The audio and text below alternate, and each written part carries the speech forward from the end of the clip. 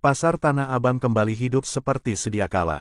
Pedagang-pedagang bekerja dengan tenang, tanpa bayang-bayang preman yang selama ini menghantui mereka. Darto, dengan wajah penuh keteguhan, menata dagangannya seperti biasa.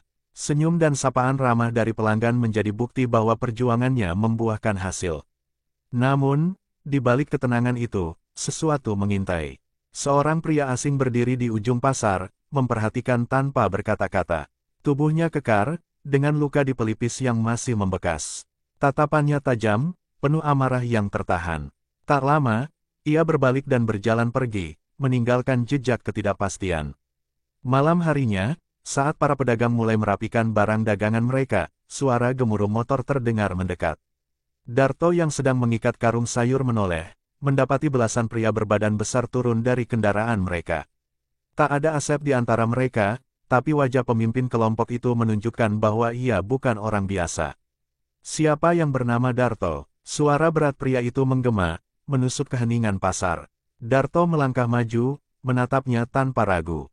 Saya, pria itu menyeringai, lalu mendekat dengan langkah mantap. Namaku Rudi, kakakku, Asep, bilang kau yang membuatnya terusir dari pasar ini.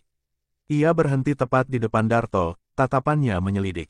Sekarang aku di sini untuk mengambil kembali apa yang seharusnya milik kami. Para pedagang menahan napas. Mereka tahu ini belum berakhir, tapi tak menyangka ancaman baru akan datang secepat ini. Darto menatap lurus ke mata Rudi, merasakan hawa berbahaya yang lebih kuat daripada yang pernah ia hadapi sebelumnya. Kau datang terlambat, ujar Darto tenang. Pasar ini bukan lagi milik kalian. Sebuah senyuman dingin muncul di wajah Rudi. Kita lihat siapa yang akan bertahan kali ini. Angin malam berembus lebih dingin dari biasanya. Keheningan menegangkan menyelimuti pasar. Pertarungan yang lebih besar sudah di ambang pintu, dan Darto tahu, perjuangan mereka baru saja dimulai kembali. Darto berdiri tegak di hadapan Rudi, meskipun hawa ancaman begitu terasa. Pasar Tanah Abang yang baru saja merasakan ketenangan kini kembali diselimuti ketegangan. Para pedagang tak berani bergerak, hanya bisa menatap dengan napas tertahan. Rudi mengedarkan pandangan ke sekitar, melihat ketakutan yang muncul di mata orang-orang. Ia tersenyum sinis. Darto, kau mungkin berhasil mengusir Asep, tapi kau tidak paham siapa yang sedang kau hadapi sekarang. Darto tetap diam, menunggu langkah berikutnya. Ia tahu Rudi bukan sekadar preman biasa. Gerak-geriknya lebih terukur, ucapannya lebih terarah. Ini bukan gertakan kosong, ini adalah peringatan sebelum badai datang. Tanpa aba-aba, salah satu anak buah Rudi menendang tumpukan peti dagangan, menghancurkan buah dan sayuran yang baru saja ditata. Beberapa pedagang tersentak, tetapi tak ada yang berani melawan. Hanya Darto yang tetap berdiri tegak, meski amarah mulai berkobar di dadanya. Kau bisa memilih, lanjut Rudi dengan suara dingin. Serahkan pasar ini tanpa perlawanan, atau kami akan membuat tempat ini berantakan seperti dulu. Darto menarik napas dalam, menahan emosi yang mendidih. Ia sudah melihat teror ini sebelumnya. Ia tahu jika mereka menyerah sekarang, semua perjuangan selama ini akan sia-sia. Tidak, jawabnya mantap. Pasar ini bukan lagi tempat untuk kalian. Jika ingin merebutnya, kau harus melewati aku. Seketika, keheningan berubah menjadi gelombang ketegangan yang memuncak. Beberapa anak buah Rudi maju, tangan mereka mengepal siap menyerang.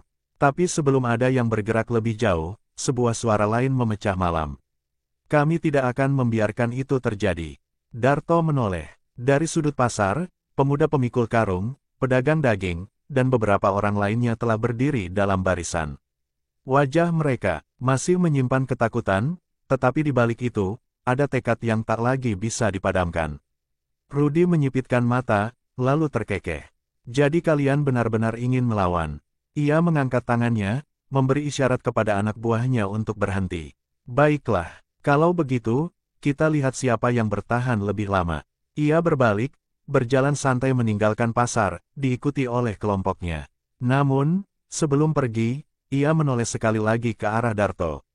Nikmati malammu, karena besok, tempat ini tak akan pernah sama lagi. Mereka pergi, meninggalkan keheningan yang jauh lebih berat dari sebelumnya. Darto mengepalkan tangannya. Ia tahu, ancaman ini lebih besar dari yang pernah ia hadapi. Dan perang yang sesungguhnya baru akan dimulai. Darto duduk di depan lapaknya yang telah sepi, tatapannya kosong menembus kegelapan pasar. Suara kendaraan di kejauhan, derik gerobak yang didorong pedagang terakhir, serta desiran angin yang menusuk menambah ketegangan yang belum reda. Malam ini terasa lebih sunyi, tetapi justru itulah yang membuatnya semakin waspada. Pemuda pemikul karung, Rahmat, mendekat dan duduk di sebelahnya. Apa kita benar-benar siap menghadapi mereka? Suaranya lirih, hampir tak terdengar. Darto menghela napas panjang. Tak ada pilihan lain, jawabnya mantap. Jika kita menyerah, kita akan kembali hidup dalam ketakutan. Mereka tak akan berhenti sampai mereka mengambil semuanya. Rahmat mengangguk, meski keraguan masih tergambar jelas di wajahnya. Pedagang daging, Pak Hasan, berdiri tak jauh dari mereka, mengasah pisaunya dengan gerakan lambat. Aku tidak akan lari, katanya datar. Tapi kita harus pikirkan sesuatu. Rudi bukan seperti Asep, dia lebih kejam, lebih terorganisir. Darto memandang sekeliling. Beberapa pedagang lain masih berjaga, meskipun wajah mereka menyimpan kecemasan. Mereka bukan petarung, hanya orang-orang biasa yang ingin mencari nafkah dengan tenang. Tapi kini, mereka dipaksa mempertaruhkan segalanya demi mempertahankan tempat ini. Tiba-tiba, dari kejauhan, terdengar suara benda pecah. Disusul bunyi langkah tergesa dan teriakan seorang pria. Semua menoleh ke arah gang sempit di ujung pasar. Rahmat langsung berdiri, wajahnya tegang. Mereka datang, bisiknya. Darto tak menjawab, ia segera melangkah cepat menuju sumber suara, diikuti oleh yang lain. Saat mereka tiba, seorang pemuda tergeletak dengan wajah lebam, darah mengalir dari sudut bibirnya. Tangannya gemetar saat mencoba bangkit. Itu Ucok, anak buah Bang Dullah. Seru salah satu pedagang. Darto berjongkok dan membantu pemuda itu duduk. Siapa yang melakukan ini? Tanyanya tegas. Ucok menarik napas tersengal, matanya dipenuhi ketakutan. Mereka sudah mulai bergerak, suaranya bergetar. Rudi, dia tidak akan menunggu besok. Mereka akan menghancurkan pasar ini, malam ini juga. Seketika, udara menjadi lebih berat. Darto berdiri, menatap sekeliling. Wajah-wajah yang tadi hanya menyimpan kecemasan kini berubah menjadi ketegangan mutlak. Semua bersiap, katanya dengan suara bulat. Mereka datang. Angin malam bertiup lebih kencang, membawa aroma bahaya yang semakin mendekat. Dan di kejauhan, suara langkah kaki mulai terdengar, menggetarkan tanah tempat mereka berdiri. Suara langkah kaki semakin jelas. Puluhan bayangan bergerak di balik lorong-lorong sempit, mendekat dengan kecepatan yang mengancam. Cahaya lampu jalan menerangi wajah-wajah penuh dendam, anak buah Rudi telah datang, lebih banyak dari yang mereka duga. Darto berdiri di tengah pasar, menatap ke depan tanpa gentar.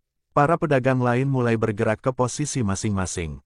Rahmat menggenggam kayu panjang, sementara Pak Hasan menyiapkan pisau daging di balik apron.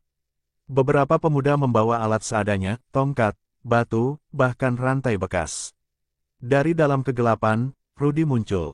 Dengan senyum penuh kemenangan, aku sudah bilang, pasar ini milik kami, suaranya menggema, menciptakan ketegangan yang menyesakkan. Dan malam ini, aku akan memastikan tak ada yang tersisa untuk kalian. Tiba-tiba, salah satu anak buahnya melemparkan sesuatu. Botol kaca menghantam tanah, pecah dengan suara nyaring. Tak lama, api menyala, membakar sisa-sisa kardus dan plastik di dekatnya. Mereka tidak hanya datang untuk berkelahi, mereka datang untuk menghancurkan segalanya. Kalian pikir bisa melawan? Rudi terkekeh. Kami tidak butuh alasan untuk meratakan tempat ini. Kalian hanya penghalang yang harus disingkirkan. Darto mengepalkan tangan. Ia tahu ini bukan lagi sekadar mempertahankan tempat mereka, tapi bertahan hidup. Tanpa menunggu lebih lama, ia melangkah maju. Kalau memang itu maumu, katanya tegas, kau harus melewati kami lebih dulu. Rudi hanya mengangkat tangan, memberi isyarat. Seketika, puluhan anak buahnya menerjang. Perkelahian pun pecah. Rahmat mengayunkan kayu, menghantam seorang preman hingga jatuh tersungkur. Pak Hasan menghindari serangan, lalu dengan cekatan menendang lawannya ke tumpukan peti. Pedagang lain ikut melawan, menggunakan apapun yang mereka punya. Darto sendiri berhadapan langsung dengan dua orang sekaligus. Ia menghindari pukulan pertama, lalu menyikut lawannya di perut sebelum menjatuhkan yang lain dengan dorongan keras. Tapi jumlah mereka terlalu banyak, setiap kali satu tumbang, yang lain datang menggantikan. Sementara itu, api semakin membesar. Asap hitam naik ke langit, membuat pernapasan semakin berat. Jeritan terdengar dari sudut lain pasar, suara kaca pecah, dan benda-benda jatuh menambah kekacauan. Di tengah hiruk-pikuk itu, Darto melihat Rudy masih berdiri tenang, mengamati kekacauan yang ia ciptakan. Tatapannya penuh kepuasan. Darto tahu, jika ingin mengakhiri ini, ia harus menghadapi sumbernya langsung. Dengan napas berat dan luka yang mulai terasa di tubuhnya, ia berjalan ke arah Rudy. "Sudah waktunya kita selesaikan ini," katanya dingin. Rudy menyeringai, lalu melepaskan jaketnya, bersiap. "Itulah yang kutunggu." Di tengah api yang membara dan pasar yang hancur, dua sosok itu berhadapan, siap mengakhiri pertarungan yang akan menentukan segalanya. Api terus berkobar, membakar kios-kios yang selama ini menjadi sumber penghidupan banyak orang. Asap hitam mengepul, menciptakan bayangan mengerikan di antara cahaya yang berkedip-kedip. Suara pertempuran masih menggema, teriakan kesakitan, dentuman benda jatuh, dan langkah-langkah tergesa yang berpadu dalam kekacauan. Di tengah neraka kecil itu, Darto dan Rudy berdiri berhadapan. Tak ada lagi anak buah yang menghalangi, tak ada lagi kata-kata. Hanya dua lelaki yang telah melewati batas kesabaran, siap menentukan akhir dari semua ini. Rudy melangkah pertama, tinju kerasnya melayang, tapi Darto menghindar dengan cekatan. Serangan berikutnya datang lebih cepat, pukulan beruntun yang mengincar wajah dan perut. Darto bertahan, menangkis dengan tangan dan sesekali mundur untuk mencari celah. Namun, Rudy bukan petarung sembarangan.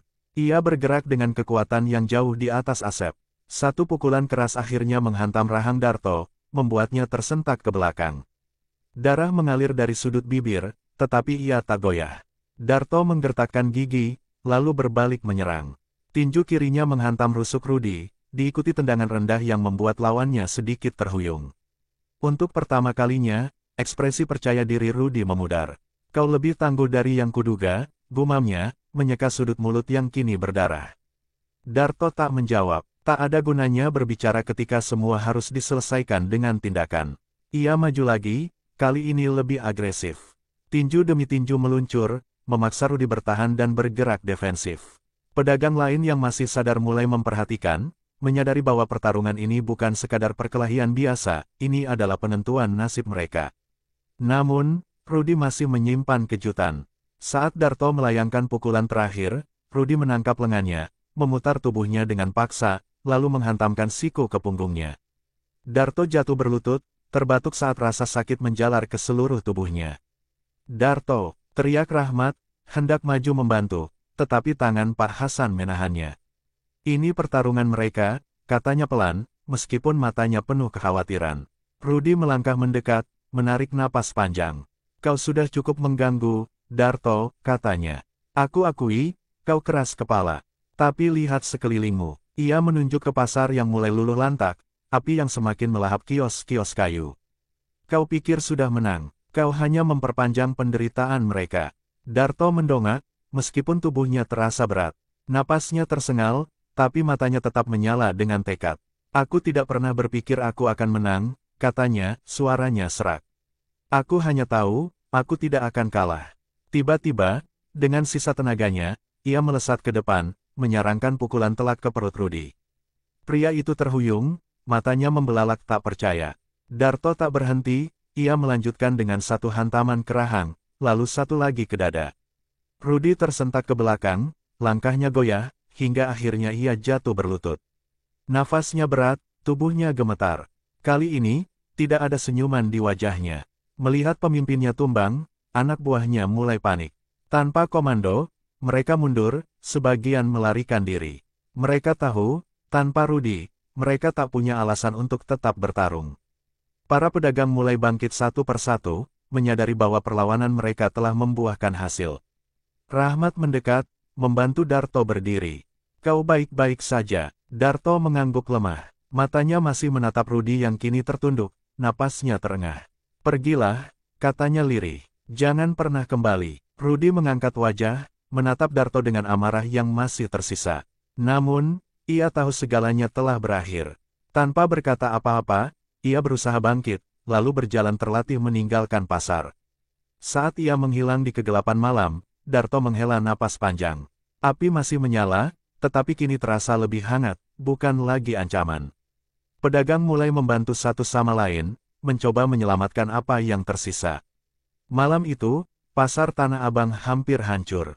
Namun, dari puing-puing dan abu, semangat mereka tetap berdiri tegak. Dan Darto tahu, selama mereka tetap bersatu, tak ada yang bisa mengambil tempat ini dari mereka lagi. Langit masih gelap ketika sisa-sisa api mulai padam, menyisakan bara yang berpendar samar di antara puing-puing pasar. Bau kayu terbakar bercampur dengan aroma debu dan tanah basah, menciptakan suasana yang hening namun penuh luka. Pedagang yang selamat saling membantu, mengangkat papan lapak yang roboh, menyusun kembali barang dagangan yang masih bisa diselamatkan. Darto berdiri di tengah pasar, tubuhnya penuh luka dan lebam, tetapi sorot matanya tetap tegas. Rahmat dan Pak Hasan berdiri di sampingnya, memandang kehancuran yang telah ditinggalkan. Apakah kita benar-benar menang? Rahmat bertanya dengan suara lirih. Darto menghela napas panjang. Kita bertahan, jawabnya. Dan itu lebih dari cukup untuk saat ini. Di kejauhan, beberapa pedagang mulai menangis, bukan karena takut, tetapi karena rasa lega yang perlahan menyusup ke dalam hati mereka. Mereka telah kehilangan banyak, tetapi mereka masih berdiri. Dan yang terpenting, mereka tidak lagi tunduk pada ketakutan. Tiba-tiba, suara sirene terdengar. Beberapa mobil patroli memasuki area pasar, diikuti oleh petugas yang segera menyebar. Seorang perwira dengan seragam kusut turun dari mobil, menatap. Kekacauan yang ada, apa yang terjadi di sini? Tanyanya dengan nada tegas. Pak Hasan melangkah maju. Kami hanya mempertahankan tempat kami, katanya. Preman-preman itu menyerang duluan. Kami tak punya pilihan selain melawan. Perwira itu menatap sekeliling, melihat wajah-wajah penuh luka, kios-kios yang hangus, dan barang dagangan yang berserakan. Matanya berhenti pada Darto, yang masih berdiri tegap meskipun jelas tubuhnya sudah tak lagi sanggup menahan sakit. Di mana mereka sekarang? Tanya petugas itu. Mereka kabur, jawab Darto singkat. Pemimpin mereka, Rudy, tidak akan kembali dalam waktu dekat. Petugas itu mengangguk pelan. Kami sudah lama menerima laporan tentang mereka, tapi sulit menangkap tanpa bukti kuat. Tapi dengan kejadian ini, mereka tak akan bisa bersembunyi lagi. Ia memberi isyarat kepada anak buahnya untuk menyelidiki area sekitar. Meskipun lelah, Darto merasakan sedikit kelegaan. Setidaknya, ancaman itu tak akan kembali dalam waktu dekat. Saat fajar mulai menyingsing, warna jingga perlahan menggantikan kelamnya malam. Cahaya matahari pertama jatuh di atas pasar yang hancur, seolah memberi harapan baru bagi mereka yang masih bertahan. Rahmat tersenyum kecil. Jadi, apa yang kita lakukan sekarang? Darto menatap pasar, lalu menoleh ke arah pedagang lain yang masih berdiri meskipun kelelahan. Kita bangun kembali, katanya mantap. Dari awal, dengan tangan kita sendiri. Pak Hasan mengangguk setuju, diikuti oleh yang lain. Mereka telah kehilangan banyak, tetapi satu hal tetap utuh, tekad mereka untuk mempertahankan tempat ini. Pagi itu, di tengah puing-puing yang masih berasap, pasar Tanah Abang memulai lembaran baru. Bukan dengan ketakutan, tetapi dengan keberanian yang telah mereka menangkan dengan darah dan keringat. Dan untuk pertama kalinya dalam waktu yang lama, mereka benar-benar merasa